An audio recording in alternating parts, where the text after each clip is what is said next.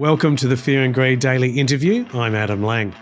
In the digital age, every interaction between a company and its customers and employees has meaning. Those interactions have the potential to gather data, to deliver an experience, and to leave a lasting impression of the company. So it's little wonder that more businesses are paying much more attention to these interactions and how they can be used to improve the experience for both the customer and the employee. It's a huge space to operate in, and it's one that really didn't exist just a couple of decades ago. Qualtrics is a company with 17,000 organisations worldwide, helping them to manage their customer and employee experience programs. Globally, that includes huge brands like Coca Cola, Ferrari and Microsoft. In Australia, it's BHP, ANZ and even the ATO. Brigid Archibald is the Asia Pacific and Japan Managing Director at Qualtrics. And my guest this morning. Brigid, welcome to Fear and Greed. Thank you so much, Adam. It's such a treat to be here with you. Oh, it's our pleasure. So Qualtrics has become a very large organisation. And as I mentioned, working with some of the best known brands in the world. For those, however, who are not familiar with Qualtrics, what exactly do you do? So Qualtrics is an experience management company. In fact, we coined the phrase and the discipline. And what that is the ability to listen and understand and then take action in the most meaningful ways to improve the experience of any organisation. And there are 4 core experiences to any organisation, whether it be brand experience, product experience, employee experience, and customer experience. And these are all interrelated. And I imagine all of them generate different sets of data and you have to work with them all. Is that right? Yeah, that's right. And that is one of the benefits of an integrated platform such as Qualtrics. In fact, Qualtrics is the only integrated platform that will allow you to analyze that data in the one platform to make sense of the correlation between customer experience, employee experience, product experience, and brand experience. And we're seeing in Australia some incredible reasons to focus on this. We have a thought leadership component of our business called XM Insights or Experience Management Insights. And the research that we've done in Australia has showed us that in 2021, there was probably $100 billion worth of missed revenue opportunity because of poor experiences. Wow. And when we look at that from an APJ or Asia Pacific Japan perspective, we can see that organizations that do focus on this as a discipline see 3 times revenue growth, 2.1 times profitability, and 2 times employee retention. And if I think about what's happening in the world today and the environments within which organizations are operating, being able to be experience-led in terms of your growth strategy, driving operational efficiencies, and retaining employees, that have to be the 3 top requirements of any organization. So in terms of that, I mean, you've mentioned a number of important things there. $100 billion worth of missed opportunities really sticks out. But in that experience management sense, is it all about gathering the necessary information to make the right decision? Is that what's at the core of it? Yeah, traditionally, we have helped organizations ask the right question at the right time to get the right insight. And there is a place for that. But there's also a place increasingly for unstructured data. Over 80% of the data that's inside an organization or available to an organization is actually unstructured, unsolicited, right? So things that are on social pages, emails, call center information, there's a lot of rich data that can be collected. And we can analyze that data and help organizations get insight.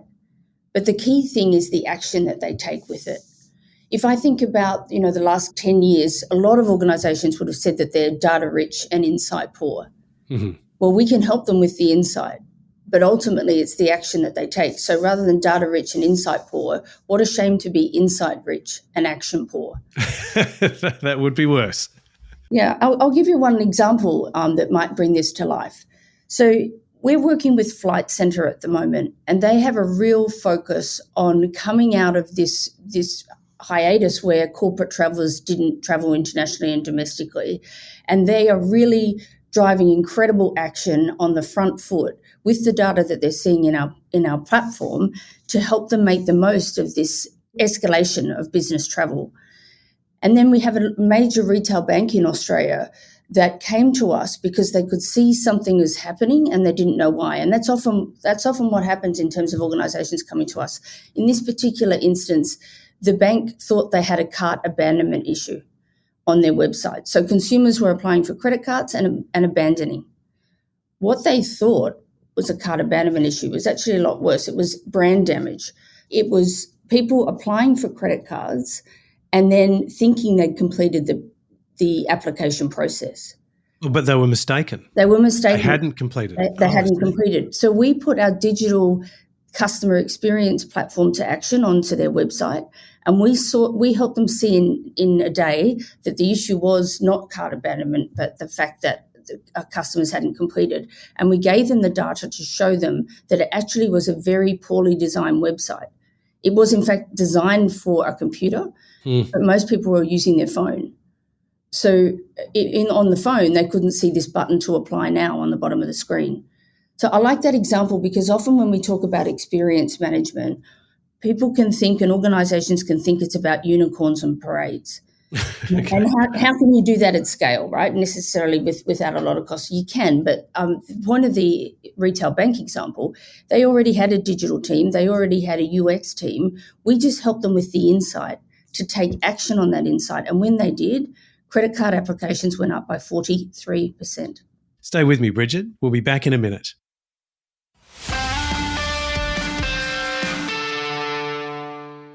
I'm speaking to Brigid Archibald, Asia Pacific and Japan Managing Director at Qualtrics.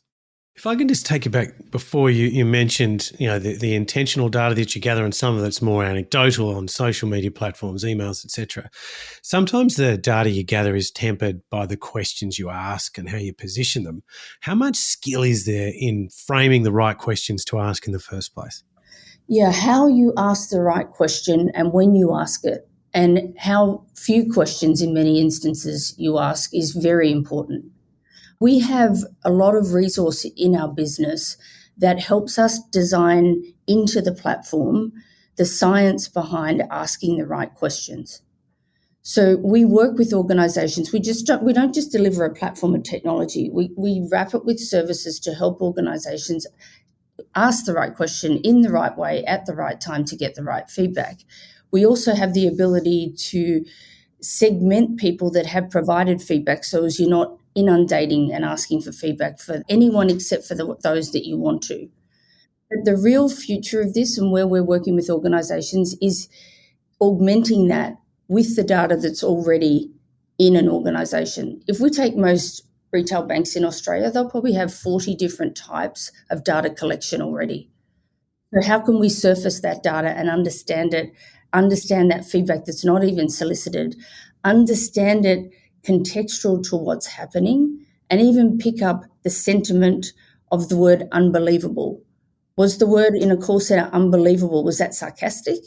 Or was that frustration? Yeah. That's the beauty of the platform, is it will pick all of that up for you. Okay.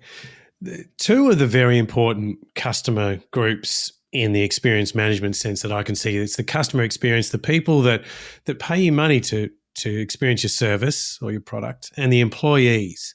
Is there a link between customer and employee experience, or are they two entirely separate things? Yeah, they're absolutely linked. And I think intellectually most people and most organisations will understand better engaged employees get better customer outcomes.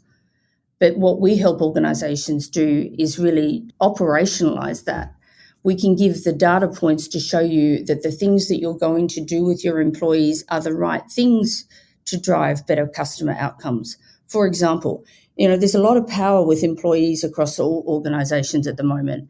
They're kind of setting the tone for how they want to work with a lot of organisations, and that goes for the public sector and also the private sector. But we help. There's an organisation that we work with that is a tech company, they B2B and B2C, and the data showed them from our platform that the number one thing to focus on with their field service operators, so their frontline staff, was recognising them as doing a great job. So they could have put their money into free lunches or other things inside the business, but the data showed them all they needed to do was recognise great performance at the field level, and what they would get in return for that was the 9 times more likely resolution in the first attempt with the customer.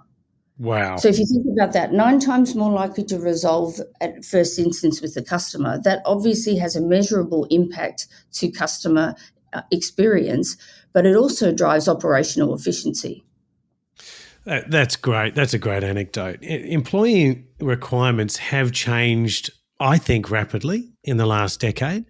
How important is it for companies to stay across what their staff think, feel and want? And, you gave us a great example there of frontline service just being recognised made such a meaningful difference. How are you seeing employee requirements evolve? I love how you said stay across. So if you go back a couple of years, there'd be organisations that thought an annual survey was the way forward. COVID taught us many things. And one of the things that COVID taught us was that it's more than even continuous listening. It's a continuous dialogue with your employees. And that's what our platform does. In fact, we actually help organisations act with human empathy at scale to all of their employees and their customers as well, but in terms of your question, to their employees. And we do that through constantly listening, but the key thing is acting on that feedback. So again, it comes back to a system of action. Great advice. Now, you mentioned the data that companies already have earlier in the interview. There must be examples of companies getting great data and just leaving it on the shelf.